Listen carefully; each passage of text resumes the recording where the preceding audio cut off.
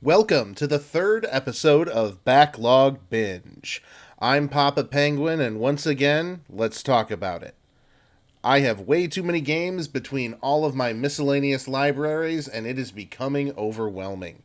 So, after my first two episodes are somewhat of a success, I decided to keep it up with episode 3. So let's spin the wheel.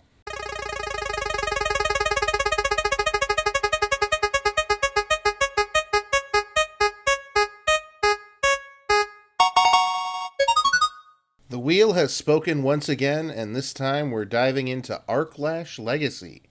Instead of just jumping right in, I wanted to start where most of us tend to, the Steam store page. The description calls this a tactical RPG with pause and play combat where you control a group of mercenaries traveling through a cursed world. Definitely giving off Dragon Age Origins or Baldur's Gate vibes. The screenshots show dark fantasy landscapes and chunky party-based combat.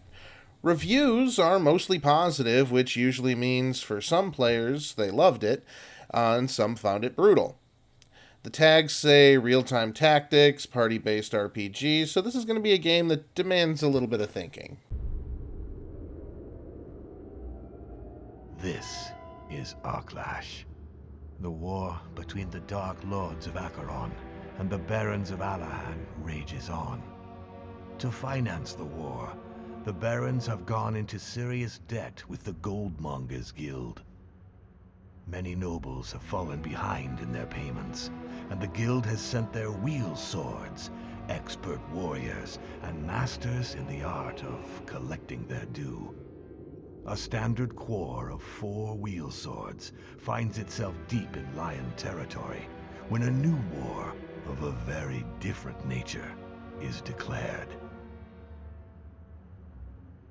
Booting it up, the gameplay feels like your standard tactical RPG.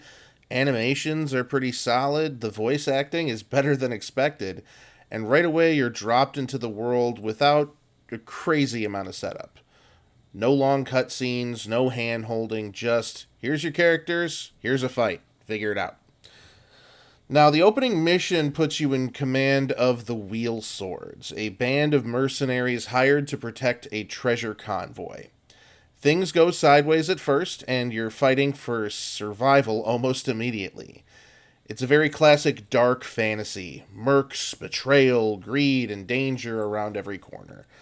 I like that it throws you right into the action, but at the same time, I didn't feel like I really knew who these characters were or why I should care.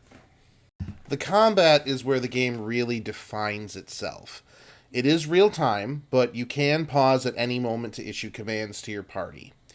It feels more like solving a puzzle than just hacking away at enemies.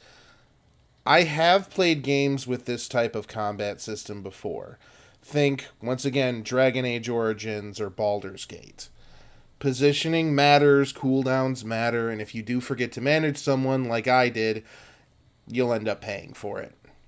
Once I leaned into the pause and plan system, it definitely clicked again, and pulling off a fight perfectly actually feels kind of rewarding.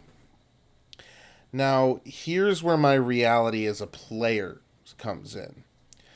When I was in college, I spent hundreds of hours playing Dragon Age Origins, enough to earn every single achievement. But now, as a father, I barely have half an hour to record my gameplay for this video.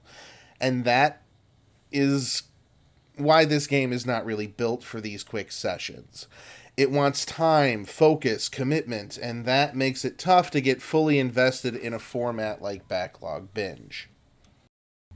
Overall, from the little bit that I played, Aarklash Legacy is a solid tactical RPG. The systems work, the combat feels fair, and the story seems like it does have potential if you're willing to put in the hours. It's definitely a slow burn, not something you can just pick up casually. So, without further ado, here's the Backlog Binge scorecard. The fun factor is going to be a 3 out of 5. Enjoyable, but I didn't really give it enough time to let it completely hook me. Challenge, 4 out of 5. Tough but fair if you can plan carefully. Presentation's going to be 3 out of 5. Solid visuals and voice acting, but nothing stand out by today's standards. Replayability, 2 out of 5. Rewarding if you commit, but not quick session friendly. So, a decent roll from the wheel. Not a gem, not a disaster, but a game that knows who its audience is. I am so glad I tried it, even if it's not necessarily the one for me. It honestly could be the one for me if I had the full time to go through it. But we're going to see what the next spin brings. Thank you so much for watching, and I will see you next time.